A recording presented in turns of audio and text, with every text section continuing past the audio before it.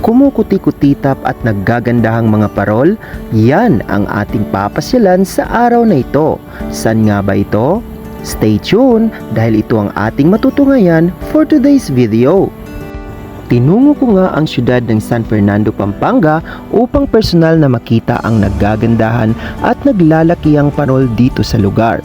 At sa ating pagdating dito ay kitang-kita nga ang liwanag at kakaibang disenyo ng mga pailaw kung saan marirealize mong nasa Lantern Capital ka ng Pilipinas. Wow! Kaya naman, relax lang mga ka-travel dahil ako ang bahala sa ating travel ganap sa araw na ito.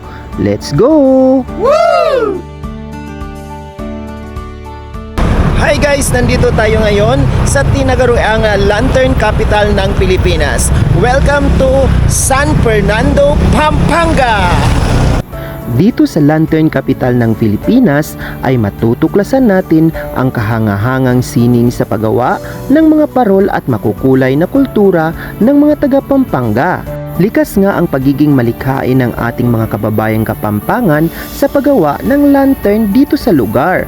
Kaya naman ang mga talentong ito ay talaga namang maipagmamalaki mo saan mang dako ng mundo. Ang parol nga ay isa sa mga simbolo ng Pasko dito sa Pilipinas. At dito sa San Fernando, ito ay may isang napakahalagang papel sa kanilang kasaysayan. Nagsimula ang tradisyon ng paggawa ng parol noong 1908 at mula noon ang mga parol ay nagiging simbolo ng pag-asa at liwanag. Ang mga parol ay karaniwang gawa sa mga lokal na materyales tulad ng papel, kawayan at iba pang likha ng kamay. Sa bawat parol may kwento ng sining at kultura ng mga taga rito. Tuwing Disyembre, ang San Fernando ay nag-host ng Parol Festival kung saan ang mga barangay ay naglaban-laban sa paggawa ng pinakamagandang parol.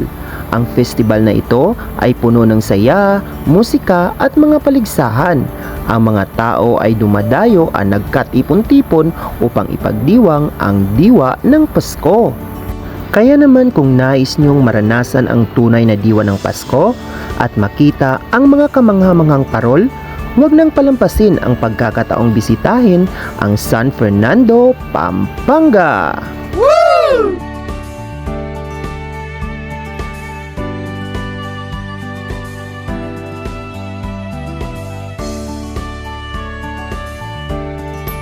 Talagang damang-dama nyo talaga guys ang diwa ng Pasko dito sa San Fernando, Pampanga. Kaya naman, pasyal na kayo dito guys! Samantala, kung trip nyo naman ang bumili ng mga nagagandahang parol na ito, ay natitiyak kong napakarami kayong mapagpipilian. Ang mga parol dito ay nagkakahalaga mula 3,000 hanggang 4,000 pesos para sa mga maliliit na parol. Samantala, ang mga medium sizes naman ay nagkakahalaga mula 5,000 pesos hanggang 8,000 pesos. At kung gusto niyo naman ang mga giant parol na ito, ay nagkakahalaga ito mula 10,000 pesos hanggang 15,000 pesos.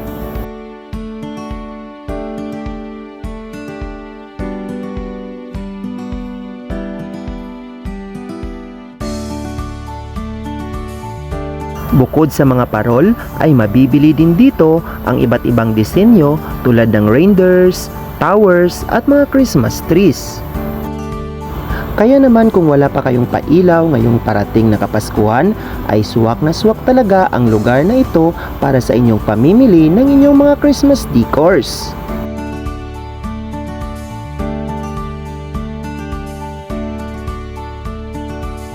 Kaya ano pang hinihintay nyo mga ka-travels? Tara na at pasyalan ang Lantern Capital ng Pilipinas. Walang iba kundi ang San Fernando City, Pampanga. Mula dito sa San Fernando, Pampanga, Merry Christmas everyone! So magpapahuli pa ba kayo mga ka-travels? Tara let's! At sabay-sabay nating damhin ang napakasarap at napakasayang diwa ng Kapaskuhan.